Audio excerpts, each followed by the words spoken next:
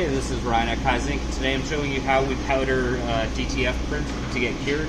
So first you're going to take your film, then you're going to come over here and you're going to want to wear a dust mask because it is going to create a cloud of adhesive dust.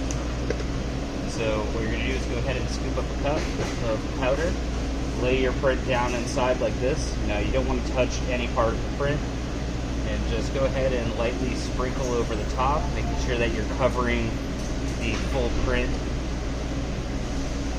Next, grab it by the top and bottom, and all you're going to do is just, I don't know if you can see this, but we're trying to keep a straight line of powder running across the whole length of the film.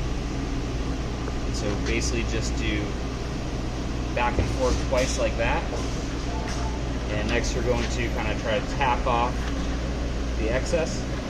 And then you can come around to the back of the print and give it a pretty good hard flick where the graphic is, and that's going to remove the excess powder. So now we're good, so we're going to go ahead and put our lid back down. And we do have the dryer recipe settings right on the powdering bin here. And so what we're utilizing is the 60/40 preset.